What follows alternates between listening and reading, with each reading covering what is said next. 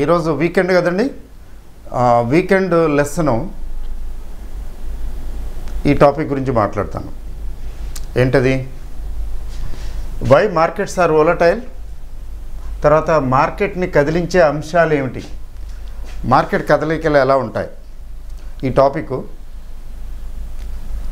నిజానికి ఇది ఓషన్ లాంటిది అనుకోండి. ఈ టాపిక్ ఈరోజు ఒక 20-25 మినిట్స్ ట్రై చేస్తాను, ఎంత వీలైతే అంత. తర్వాత next continuation, to be continued. Okay, ఇవి ఈ లెసన్స్ బిగినర్స్ కోసం మాత్రమే. స్టాక్ మార్కెట్ గురించి నేర్చుకుందాం అనుకునే వారి కోసం. సో మిగిలిన వారు చూడక్కర్లేదు. అంటే ఈ నంబర్ ఆఫ్ వ్యూస్ కోసం బాగా ఎక్కువ మంది చూస్తే బాగుంటుంది అనే దృక్పథంతో ఏమీ నేను వీడియోలు పెట్టడం లేదు. నంబర్ ఆఫ్ వ్యూస్ ఎన్ని వస్తాయి అన్నది ఇంపార్టెంట్ కాదు, ఎందరికి ఉపయోగపడుతుంది అనేది ఉపయోగం ఇంపార్టెంట్. తర్వాత విద్య తెలిసిన వాళ్ళకి నేను చెప్పేదేముంది, అది లెర్నర్స్కి బిగినర్స్కి కొంచెం స్టాక్ మార్కెట్ గురించి తెలుసుకుందాము, స్టాక్ మార్కెట్ అంటే ఏమిటి అనే వాళ్ళకి, తర్వాత కొంచెం స్టాక్ మార్కెట్లో ఇన్వెస్ట్ చేస్తున్న వారికి, ప్రవేశం ఉన్నవారికి, వారికి మాత్రం ఉపయోగం. అంతేకాదులేండి, స్టాక్ మార్కెట్లో డబ్బులు పోగొట్టుకున్నవారు వారికి కూడా ఉపయోగపడుతుంది. అయితే ఇది టార్గెట్ ఆడియన్స్ మాత్రం ఖచ్చితంగా నేర్చుకోవాలనే కుతూహలం ఉన్నవాళ్ళే కానీ నేర్చుకున్న వాళ్ళు తెలిసిన వాళ్ళు కాదు. వాళ్ళ కోసం ఈ వెబ్సైట్ ఈ ఛానల్ కానే కాదు. అందువల్లనే ఈ మధ్యన మరీ అది చెప్పట్లేదు ఇది చెప్పట్లేదు ఏదో చెప్తున్నారు, రకరకాల ఇప్పుడు ఆ కామెంట్లు బెడత కూడా పోయింది, కామెంట్లు తీసేసాం. Your freedom ends where my nose begins. కమర్షియల్గానే కావాలనుకుంటే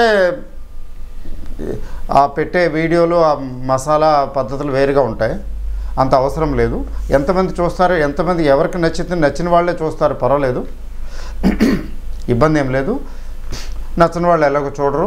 ఇప్పుడు మీ టేస్ట్ ఎలా ఉంది, ఫీడ్బ్యాక్ ఏమిటి, నచ్చుతుందా లేదా, మీకు ఎలా ఉంటే నచ్చుతుంది అంటే to meet the requirements of all and sundry, అందరికీ పనికొచ్చేలాగా అట్లా చేసే అంత ఓపిక నా దగ్గర లేదు.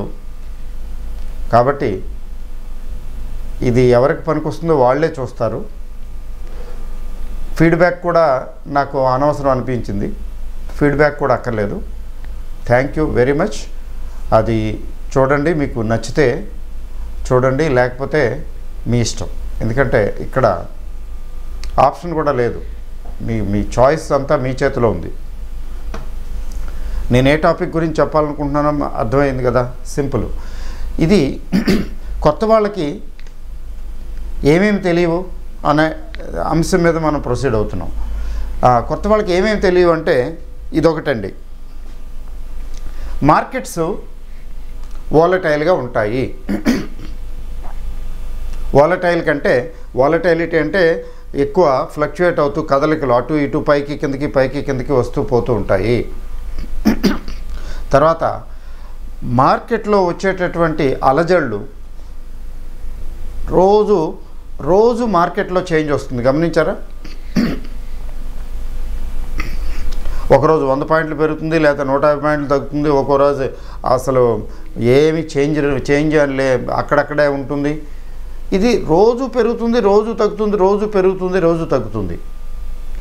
కానీ ఫైనల్గా ఏమిటి జరుగుతుందంటే లాంగ్ రన్లో ఓవరాల్గా ఏమవుతుంది మార్కెటు అంటే ఇండెక్స్ పరంగా తీసుకున్నట్లయితే ఓవరాల్గా పైకే వెళుతుంది. అది చరిత్ర చెప్పిన సత్యం. అది అంటే డెవలపింగ్ ఎకానమీస్, గ్రోయింగ్ ఎకానమీస్కి ఉన్నటువంటి ఫీచరు. లక్కీగా ఏంటంటే ఇండియా ప్రగతికి నడుబొడ్డునుంది. ఎట్లా చెప్పాలి దాన్ని అంటే ప్రపంచంలో అతి శీఘ్రంగా వేగతరంగా పరిగెడుతున్న లేదా గ్రో అవుతున్నటువంటి economy number 1 in the world. You should be happy to know this. ప్రపంచంలో అత్యధిక అభివృద్ధి రేటు, ఆర్థిక అభివృద్ధితోటి, గ్రోత్ రేట్ తోటి పరిగెడుతున్న దేశం నంబర్ 1 ఇప్పుడు ఇండియానే. తర్వాత ప్రెడిక్షన్స్ ఏంటంటే ముందు ముందు కొన్నాళ్ళు ఇదే ఉంటుందండి. చైనా వెనకబడిపోయింది. ఇప్పుడు కొన్నాళ్ళ కిందటి వరకు చైనా రాజ్యం వెళ్ళింది, ఫాస్టెస్ట్ గ్రోయింగ్ ఎకానమీ అన్నారు. చైనా దాని గ్రోత్ తగ్గింది. ఇప్పుడు ఇండియన్ ఎకానమీ మాత్రమే నంబర్ 1 పొజిషన్లో ఉంది, లీవింగ్ బిహైండ్ చైనా. అది 10-15 ఇయర్స్ 20 ఇయర్స్ తర్వాత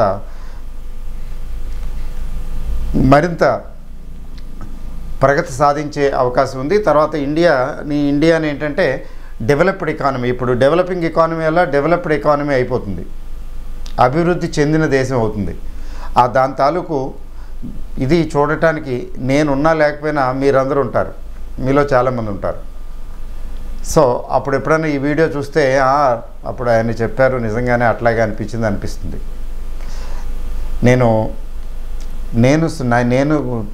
స్వయంగా ప్రెడిక్ట్ చేసి ఏమి చెప్పటం లేదు, ఇందులో నా గొప్పతనం ఏమీ లేదు, అందరూ చెప్తున్నారు ఈ విషయం, ఆ విషయాన్ని మీకు చెప్తున్నాను. సో మార్కెట్ ఎలా ఉన్నా కానీ చూడండి, మార్కెట్ ఎలా ఉంటుంది, వాలటాలిటీ అంటే ఇట్లా ఉంటుంది కదా, లేకపోతే కిందకు ఉంటుంది, ఏదో గివెన్ పాయింట్ ఆఫ్ టైం తీసుకుంటే. మరి ఇది చూడండి ఎన్ని అతుకులు బతుకులు గంతులు ఉన్నాయో. ఇది ఎప్పుడు కూడా ఇది వాలటాలిటీ నిజమే. ఇక్కడున్న ప్రైస్కి ఇక్కడున్న ప్రైస్కి తేడా ఉంది లేదు? ప్రైస్ తేడా లేదండి, వాల్యూ ఉందా లేదా? ఇది అతి సహజమైన విషయం, దాన్ని మనం ఏం చేయలేం. మరి ఇట్లా ఉన్నటువంటి మార్కెట్లో ఎక్కడ ఎంటర్ అవ్వాలి, ఎప్పుడు ఎంటర్ అవ్వాలి అనేది పెద్ద ప్రశ్నే కదా. పైగా మార్కెట్ ఫ్లక్చువేట్ అవుతూ ఉంది కదా, ఒక్కోసారి భయంకరంగా తగ్గిపోతుంది, ఒక్కోసారి భయంకరంగా పెరుగుతుంది, లేకపోతే ఒక్కోసారి ఏమో నార్మల్గా అక్కడక్కడే మూవ్ అవుతుంది, రకరకాల భంగిమలతో వెళ్తుంది కదా. ఇప్పుడు ఒక నది లేదా ఒక సెలయేరు వెళుతూ దాని ఇష్టం వచ్చిన విధంగా వెళుతూ ఉంటుంది. ఎలా వెళుతుంది? దానికి ఎక్కడ వెసులుబాటు ఉంటే అక్కడ దూరిపోతుంది, వెళ్ళిపోతూ ఉంటుంది. స్రవంతిలాగా మార్కెట్ కూడా అంతే, దానికి అనుకూలంగా ఎట్లా వీలైతే అట్లా వెళుతుంది. అయితే స్రవంతికిను స్రవంతులకి మార్కెట్కి ఉన్న డిఫరెన్స్ అలా ఒక్కటే. అవంతా నీరు పల్ల మెరుగు, నిజము దేవుడెరుగు అంటారు కదా. నీరు పల్ల మెరుగు అనేది అది పల్లాలు చూసి వెళ్తూ ఉంటుంది, ఎందుకంటే అది లేకపోతే వెళ్ళలేదు. కానీ మార్కెట్ మాత్రం పల్లాలు కాదు, మెరకలు ఎక్కి అప్పుడప్పుడు పడినా కానీ ఎక్కుతూ ఉంటుంది. మార్కెట్ పైకే వెళుతూ ఉంటుంది ఓవరాల్గా. నీరైతే కిందకైతేనే వెళుతుంది, పైకి ఎక్కలేదు. అది తేడా మార్కెట్కి ఉన్నటువంటి పవరు. ఆ పవరు నీటికి కూడా లేదు. ఇది ఎందుకు అలా జరుగుతుందండి? ఎందుకు అలా జరుగుతుంది? ఇప్పుడు మార్కెట్ అంటే ఇండెక్స్ తీసుకుంటాము. ఇండెక్స్ అయితే ఒక 50 షేర్లు కదలికని యావరేజ్ చేసి చెప్తున్నారు. ఇండివిజువల్ కంపెనీ షేర్ తీసుకోండి, దానిలో కూడా అలాగే ఉంటుంది, ఎక్కువ తక్కువ. అయితే ఏమిటి జరుగుతుందంటే ఇండివిజువల్ కంపెనీ షేరు మామూలు ఇండెక్స్ తాలూకు మూమెంట్ కంటే కూడా ఎక్కువ ఉండొచ్చు లేదా తక్కువ ఉండొచ్చు, 0 స్టేజ్ కూడా వెళ్ళిపోవచ్చు ఇండివిజువల్ కంపెనీ. అయితే ఇండెక్స్లో అలా వెళ్ళవు. అందుకనే ఇండెక్స్ ఫండ్లో ఇన్వెస్ట్మెంటు శ్రేయస్కరం అని చెప్పడం జరుగుతుంది. అంటే కంపారిటివ్గా అది కూడా ఈక్విటీ ఇన్వెస్ట్మెంటే. శ్రేయస్కరం అంటే ఎందుకంటే ఎకానమీ 0 అయిపోదు, పడిపోదు అని, ఆగిపోదు, 0 అయిపోదని. మనం అందరూ లేకపోతే, యాక్టివిటీ లేకపోతే కదా 0 అవటానికి.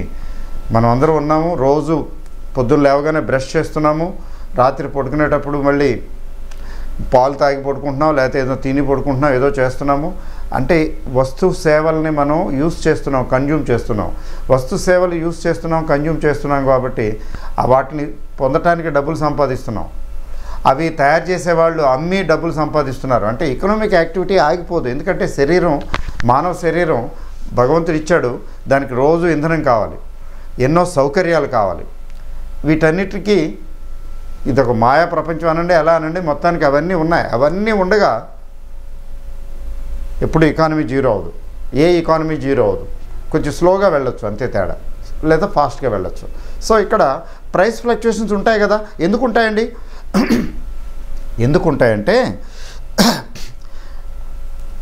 ఇవి stock market is a market of so many companies, so many producers, వీళ్ళందరి తాలూకు బాగోగుల మీద ఆధారపడి ఉంటుంది.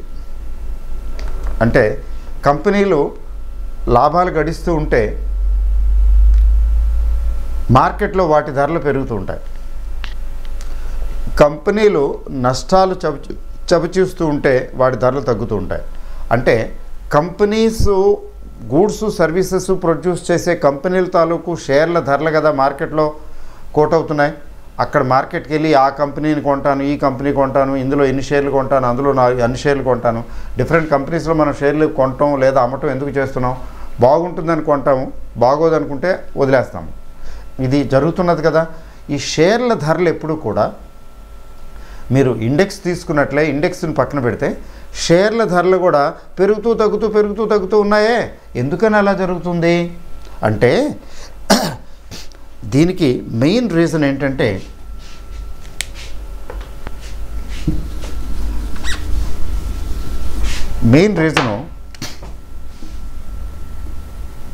Business cycles, short term, long term. ఈ బిజినెస్ సైకిల్స్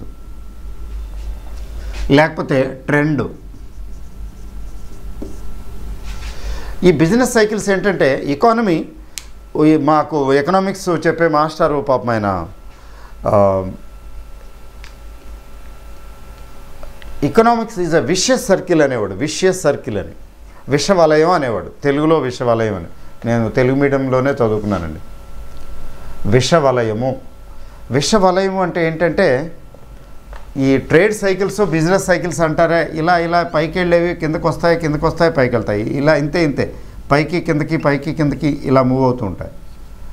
ఆర్థిక మాంద్యం అంటారు, ఇన్ఫ్లేషన్ అంటారు, మీరు వినే ఉంటారు కదా. ఎప్పుడు ఒకలా ఉండదు. మరి అది చక్రంలాగా పైకి కిందకి తిరుగుతున్నప్పుడు ఎకానమిక్ సైకిల్ పైకి కిందకి వెళ్తున్నప్పుడు ఆ ఎకానమీలో భాగస్వాములుగా ఉన్నటువంటి కంపెనీలు పనితీరు కూడా అలాగే ఉంటుంది కదా. కభీ నావ్ గాడీ పే, కభీ గాడీ నావ్ పే అని హిందీలో సామెత ఉంటుంది. కభీ నావ్ గాడీ పే, కభీ గాడీ నావ్ పే అని. అంటే నావ అంటే పడవ, ఒక్కోసారి బండి లోపల ఉంటుందట, ఒక్కోసారి బండే పడవ లోపల ఉంటుందట. అట్లాగే మన జీవితాలు కూడా అంతే. ఒక్కోసారి పైకి కిందకి ఫ్లక్చువేట్ అవ్వు. రకరకాల సిచ్యువేషన్స్ మనం చూస్తాం, కంపెనీలు కూడా చూస్తాయి. Company is a legal person చెప్పాలంటే టెక్నికల్గా. ఆ కంపెనీకి ఉంటాయి ఒడిదుడుకులు, మంచి రోజులు ఉంటాయి, చెడు రోజులు ఉంటాయండి మనుషులకు ఉన్నట్టు. మరి కంపెనీలకు మంచి రోజులు ఉండి బాగా పెరుగుతున్నప్పుడు హాయ్ అంటారు, పెంచేస్తారు, ఇంకా కొంటారు, ఇంకా ఎగబడి కొంటారు. లాభం లేదురా బాబు అంటే చితక్ కొట్టేస్తారు, పడేస్తారు. No sentiment. బిజినెస్లో సెంటిమెంట్ ఉండదు. అందువల్ల కంపెనీల performance, economic performance, vicious circle, business cycle ఉంటుంది కదా. ఈ ఎకనామిక్ సైకిల్ని బేస్ చేసుకుని ఉంటుంది. చాలా డైనమిక్గా ఉంటుంది కదా ఎకనామిక్స్ అనేది. డైనమిక్ ఎకనామిక్ సెనారియాలో పైకి కిందకి మామూలే. అలాగే కొన్ని సందర్భాల్లో కొన్ని సెక్టర్స్ బాగా పెర్ఫామ్ చేస్తాయి. సెక్టర్ వైజ్ ఇక్కడ ఏంటంటే ఎకానమీలో కొన్ని సెక్టర్స్ కొన్ని సందర్భాల్లో బాగా పెర్ఫామ్ చేస్తాయి, కొన్ని సెక్టర్స్ పెర్ఫామ్ చేయవు. మీకు చెప్పాల్సిందే ఉంది. పెట్రోల్ ధరలు, అక్కడ క్రూడ్ పెట్రోల్ ధరలు పెరిగితే మనకి ఏవియేషన్, టర్బైన్ ఫ్యూలు, ఇవన్నీ కూడా, ఈ విమానాలు, ఇవన్నీ కూడా, ఈ వెహికల్స్ ఏవైతే ఉన్నాయో ఆ ఇండస్ట్రీ ఎఫెక్ట్ అవుతుంది. అట్లీస్ట్ విమానాల ఇండస్ట్రీ ఎఫెక్ట్ అవుతుంది. అలా కాకుండా పెట్రోల్ ధరలు బాగా చౌకగా ఉంటాయి అనుకుందాం. పెట్రోల్ ధరలు చాలా చౌకగా ఉంటాయి, చాలా ఇండస్ట్రీస్కి బెనిఫిట్ వస్తుంది. కొన్ని కెమికల్ ఇండస్ట్రీస్, తర్వాత పెయింట్ ఇండస్ట్రీస్, ఏవియేషన్ ఇండస్ట్రీ, డబ్బులు ఎకానమీలో రోబస్ట్, ఎకానమీలో పర్చేజ్ పవర్ పెరిగినప్పుడు, ఎకానమీలో గ్రోత్ వస్తున్నప్పుడు, ఎకానమీలో గ్రోత్ వచ్చినప్పుడు, మనీ సర్క్యులేషన్ పెరిగినప్పుడు ఇన్ఫ్రాస్ట్రక్చర్కి, ముఖ్యంగా రియల్ ఎస్టేట్కి డిమాండ్ పెరుగుతుంది. చూసారా? అట్లా డిఫరెంట్ సిచ్యువేషన్స్కి ఎకానమీ రియాక్ట్ అవుతుంది. తర్వాత పాలసీస్ ఆఫ్ ది గవర్నమెంట్. చూసారా?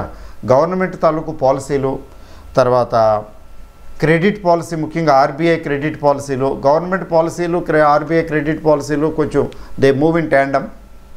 సో ఇవన్నిటి కాంబినేషను నెట్ ఎఫెక్టు ఈ కంపెనీల తాలూకు పెర్ఫార్మెన్సు అండ్ కంపెనీల తాలూకు ఫైనల్ రిజల్టు. 1 పాయింట్. రెండో పాయింట్ ఏంటంటే గ్లోబల్ ఎకానమీ. ఇప్పుడు ఇండియా అనేది ఏ కంట్రీ కూడా ఐసోలేషన్లో ఉండదు. ఇప్పుడు ఎలా ఉందంటే గ్లోబలైజ్డ్ మార్కెట్స్ ఇవి. ఎట్లా గ్లోబలైజ్డ్ మార్కెట్స్ అంటే చైనా వాడు నేను ఇండియా నుంచి ఐరన్ ఓర్ కొనను అంటాడు. ఇండియా నుంచి నేను ఐరన్ ఓర్ కొనను, ఏదైతే అది అయింది ఆస్ట్రేలియా నుంచి తెప్పించుకుంటాను లేదా బ్రెజిల్ నుంచి తెప్పించుకుంటాను అంటాడు. మన ఎన్ఎండిసి, వేదాంత ఇట్లాంటి ఐరన్ ఓర్ ఎక్స్పోర్ట్స్ బిజినెస్ ఏమవుతుంది, వాళ్ళ బిజినెస్ పరిస్థితి ఏమవుతుంది, బాగా తవ్వుకుని పడేసుకోవాలి, లేకపోతే లోకల్గా ఎంతకోకంతకు తీసుకోవా అని బతిమాలి అంటగట్టాలి లోకల్ కంపెనీస్కి. సెయిల్ లాంటి వాటికి, సెయిల్ లాంటి వాళ్ళు అయితే మాకు క్యాప్టివ్ మైన్స్ ఉన్నాయి, మా దాంట్లోనే ఎక్కువ వచ్చేస్తున్నది, మీ నాకు అక్కర్లేదు పోవాయి అంటాడు. అంటే ఒక కంట్రీ ఇంకో కంట్రీకి ఇంపోర్ట్ ఎక్స్పోర్ట్ బిజినెస్లు ఉన్నాయి కదా, ఇంపోర్ట్స్ ఎక్స్పోర్ట్స్ ఉన్నాయి కదా. అంటే ఎకానమీ యాజ్ ఎ హోల్ బాగుందనుకోండి, వరల్డ్ ఎకానమీ బాగుందనుకోండి, Indian economy also gets effected. అంటే ఇండియన్ ఎకానమీ కూడా బాగుంటుంది. ఆ ఇండియన్ ఎకానమీలో వర్క్ నడుస్తున్నటువంటి కంపెనీల పనితీరు బాగుంటుంది. వీటి పనితీరు ఎప్పుడైతే బాగుంటుందో వాటి ధరలు పెరుగుతాయి.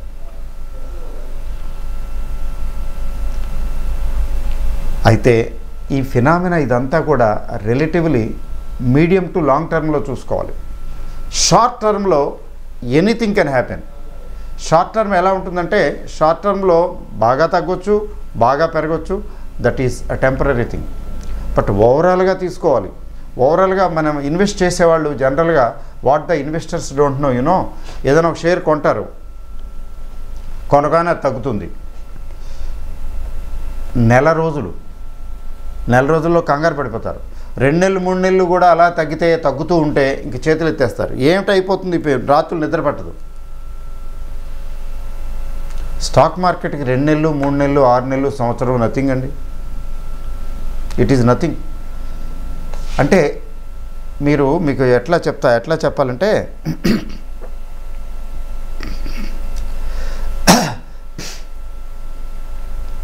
ప్రాక్టికల్గా చెప్పాలంటే కంపెనీ తాలూకు షేర్ల ధరలో పెరగటం తగ్గటం, ఏ రోజు తగ్గటం 10% పెరగటం, 30% తగ్గటం, లేకపోతే ఇంకా అట్లా రకరకాల ఫ్లక్చుయేషన్స్ గురవుతుంటాయి. ఇది షార్ట్ టర్మ్ గేమ్. చూడవలసింది ఇది లాంగ్ టర్మ్లో. ఎందుకని మీరు వినే ఉంటారు కదా, దూరపు కొండలు నునుపు అని. జాగ్రత్తగా వినండి ఈ పాయింట్. దూరపు కొండలు నునుపు అంటే దూరంగా ఉన్నవి చక్కగా నున్నగా కనబడతాయి. దగ్గరికి వెళ్ళి చూడండి, గతుకులుగా ఏంటోగా ఉంటుంది. దగ్గరికి వెళ్ళి చూస్తే అంత అట్రాక్టివ్గా చూడాలని అనిపించదు. దూరం నుంచి చక్కగా ఏదో పెద్ద డిజైన్ లాగా అల్లినట్టుగా ఉంటుంది, కవుల కల్పనలా ఉంటుంది. మరి మార్కెట్ని మనం దగ్గరికి వెళ్ళి చూసిన కొండలాగా మార్కెట్ని ఎప్పుడు కూడా మార్కెట్లో ఎంటర్ అయిన వాళ్ళు కొన్నవాళ్ళు దగ్గరగానే చూస్తారు. ఎంత దగ్గరగా చూస్తారంటే ఇవాళ కొంటే రేపు ఎల్లుండు పెరిగిందా లేదా చూసుకుంటారు, లేదా వారం రోజుల్లో ఏంటి పరిస్థితి చూసుకుంటారు. స్టాక్ మార్కెట్ ఇన్వెస్ట్మెంట్ అంటే వారం రోజులు 10 రోజులు నెల రోజులు చూసుకునేది కాదు. ఓవరాల్గా చూడాలి.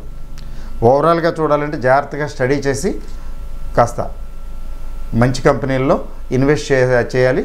చేసేసి ఎలా ఉండాలంటే ఓకే దూరం నుంచో చూస్తాను ఈ కొండని, దగ్గరగా చూస్తే బాగుండదు అన్న విషయం, అలాంటి అవగాహనకు రావాలి. మీకు నేను థియరీ ఎంత చెప్పినా బాగుండదు, కానీ మీకు ప్రాక్టికల్గా నేను చూపిస్తాను చూడండి ఒకసారి. దూరంగా ఉండటానికి దగ్గరగా ఉండటానికి మంచి కంపెనీలు తీసుకుందాం. ఏదైనా మీకు చూడండి ఇండియన్ ఎకానమీలో మంచి కంపెనీలో ఫర్ ఎగ్జాంపుల్ రిలయన్స్ ఇండస్ట్రీస్ తీసుకుందాం. రిలయన్స్ ఇండస్ట్రీస్ గురించి చెప్పక్కర్లేదు కదా, ఎందుకంటే ఆ రిలయన్స్ ఇండస్ట్రీస్ అధినేత ముఖేష్ అంబానీ వరల్డ్లోనే ర్యాంకింగ్ ఉంది ఆయనకి. ఇండియాలో అయితే రిచెస్ట్ పర్సనే కదా. రిచెస్ట్ ఎలా అయ్యాడండి? How he happen to be the richest అండి? కంపెనీ లాభాలు వచ్చినాయి కాబట్టి. కంపెనీ లాభాలు రావటం ఓకే, ఎట్లా అయ్యాడంటే ఆ కంపెనీలో ఆయన పెట్టిన షేర్లు, బోనస్లు, డివిడెండ్లు, ఎందుకంటే ప్రమోటర్స్ కదా, ప్రమోటర్స్ స్టేక్ ఉంటుంది కదా, ఆయన పెట్టిన కంపెనీల్లో షేర్లు, వాటి బోనస్లు, డివిడెండ్లు, తర్వాత పెరిగిన ధర, ఇవన్నీ కలిపి ఆయనకున్నటువంటి షేర్స్ వాల్యూ పెరిగింది, మార్కెట్ క్యాపిటలైజేషన్ పెరిగింది, వాల్యూ పెరిగింది కాబట్టి ఆయన ధనికుడు అయ్యాడు కదా. మెయిన్గా ఎలా అయ్యారు, అంత ధనికుడు ఎలా అయ్యాడు అంటే ఆయన కంపెనీలో ఉన్న షేర్ల ధర పెరగడం ప్రధాన కారణం. ఆ తర్వాత ఇంకా అటు ఇటు ఇంకా ఏ రకరకాలుగా ఇన్వెస్ట్ చేసి ఉన్నాడు, ఎంత చేస్తుంటాడు, అది స్కేలబిలిటీ అంత ఈజీ కాదు కదా.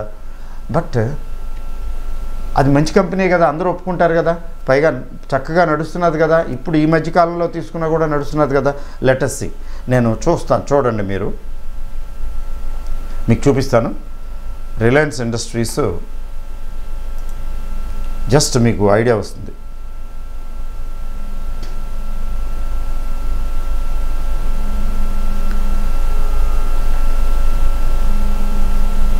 ఒకసారి చూడండి చార్ట్ ద్వారా ఈజీగా తెలుస్తుంది. చూస్తున్నారండి, you are able to see. నేను తప్పుకుంటాను. చూడండి ఒకసారి రిలయన్స్ ఇండస్ట్రీస్ పరిస్థితి అండి ఇది. అయితే ఏంటంటే ఎక్కడి నుంచి ఎక్కడ చూస్తున్నారంటేనండి, మీకు టైం చూపిస్తాను చూడండి. 2018 ఆగస్ట్ అండి ఇది ఎండ్ పాయింట్ తీసుకుంటే, ఈ టిల్ డేటు అంటే 2019 ఫిబ్రవరి, అంటే సుమారు 6 నెలలు, 6 మంత్స్ గ్రాఫ్ అండి ఇది. ఇక్కడ చూపిస్తున్నాడు కూడా 6 మంత్స్ గ్రాఫ్ అని. మేమండి 6 మంత్స్లో ఎంత వచ్చిందండి తేడా? ఇక్కడ ఎంత ఉంది, 1300 చిల్లర ఉందండి, లోకి వచ్చి 1030 ఉందండి, ఇప్పుడు లేటెస్ట్గా 1250 ఉందండి. అంటే దీని అర్థం ఏంటండి, ఎంత తేడా వచ్చిందండి. ఇక్కడ 1300 దగ్గర కొనుక్కున్న వ్యక్తి చాలా కంగారు పడుతూ ఉండాలి. అది ఎందుకు కంగారు పడతారంటే అవగాహన లేక, ముఖ్యంగా కొత్త వాళ్ళు, బిగినర్సు, కొంచెం స్టాక్ మార్కెట్ మీద సరైన అవగాహన లేకుండా ఇన్వెస్ట్ చేసిన వాళ్ళు ఏంటి, అయ్యి బాబాయ్ 1300 కొన్నాను, ఇప్పుడు ఎప్పుడైతే ఇది ఏ 1000 వచ్చిందంటే ఒకసారి చూసుకుని గుండె అయిపోతుంది. 30% డౌన్.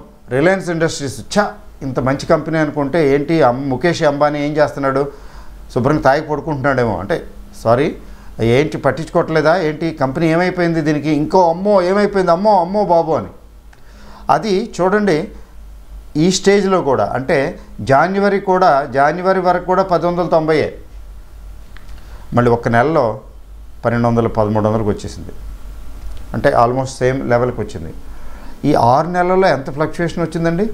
అంటే ఇప్పుడు ఇది కొండని దగ్గరగా చూడటం అంటారు కదా దీన్ని కదా, మరి ఇదే కొండని దూరంగా చూస్తే మ్యాక్సిమంలోకి వెళ్తున్నానండి.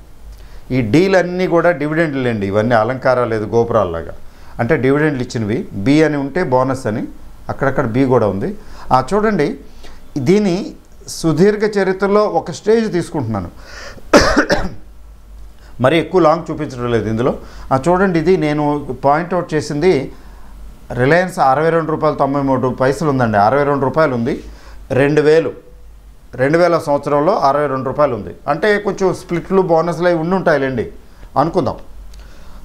అట్లా ₹62 2000లో ఉందండి. 720 రూపాయలు అయిందండి 2007లో, అంటే మోర్ దెన్ 10 టైమ్స్ కదా. ఎన్ని సంవత్సరాలండి, 7 సంవత్సరాలు. 7 సంవత్సరాల్లో మోర్ దెన్ 10% అయింది ఏమండి. మళ్ళీ ఇక్కడ చూడండి ₹347 వచ్చేసింది. ఓకే, బోనస్ లేదు, వల్లకాడు లేదు, ఏమీ లేదు, వాడు చాలా కాలం బోనస్లు ఇవ్వలేదు. 281కి వచ్చిందండి. ఏంటి పరిస్థితి, 281కి వచ్చింది, మళ్ళీ మొదలైంది. ఇక్కడ బోనస్ ఇచ్చాడు, అక్కడ బోనస్ ఇచ్చాడు, ప్రైస్ కూడా బాగానే ఉంది, పెరిగింది. ఇప్పుడు లేటెస్ట్ బోనస్లు అన్నీ వదిలేయండి, 2 సార్లు బోనస్ ఇచ్చాడు, ఇప్పుడు 1300 1200 ఉంది. ఈ బోనస్లు అయితే 2 సార్లు 1:1 ఇచ్చాడు కదా, 1:1 ఇచ్చాడు కాబట్టి అది 4 ఒక షేరు 4 అయినట్టేలే కదా, 1 2 అయింది కదా, 2 1 2 అయింది, 2 4 అయింది, సహజం కదా, 1 4 అవుతుంది కదా, అంతేనండి. చూడండి ఈ రిలయన్స్ ఇండస్ట్రీస్లో ఆ ఒడిదుడుకులు కనబడుతున్నాయి. ఎక్కడ స్టార్ట్ అయింది? ఇదిగోండి ఇక్కడ స్టార్ట్ అయింది. ఇది స్టార్టింగ్ పాయింట్, ఇది స్టార్టింగ్ పాయింట్. ఒక స్ట్రైట్ ఒక తిన్నగా ఒక గీత గీయండి, పైకి నిటారుగా వెళ్తుంది. ఇది ఎక్కడికి వెళ్తుంది? ఇక్కడికి వెళ్తున్నది.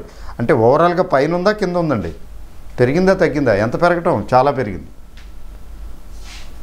ఇంకా కొంచెం గ్రోత్ ఉన్న కంపెనీ చూపించానంటే ఇంకా మీకు అర్థమవుతుంది.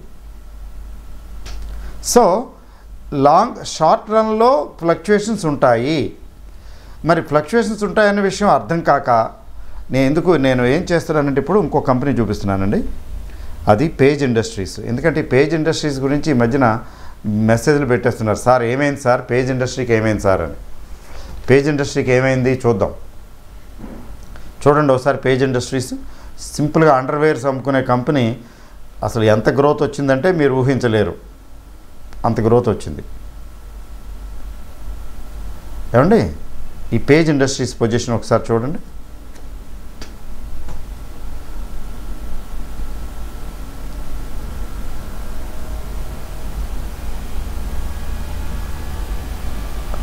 ఇది కూడా 6 మంత్సే తీసుకున్నామండి. చూడండి ఒకసారి చూడండి దీని పరిస్థితి ఏంటి. 6 మంత్స్లో ఇక్కడి నుంచి ఇక్కడంతా 36,000 ఒక షేరు. 36,000 రూపాయల షేరు ఎక్కడ ఆగలేదండి పాపం, ఆగటం లేదు. లోయ అంటే కొండ మీద నుంచి కొండ జాలువారుతున్న నీరులాగా, సెలయేరులాగా పైన కొండ మీద నుంచి జలపాతం దిగినట్టు ఇక్కడ ఎక్కడికి వచ్చిందండి. ఇది లోయెస్ట్ పాపం 20,500. పోనీ ఇప్పుడు లేటెస్ట్ తీసుకుంటే 21,000 చిల్లర.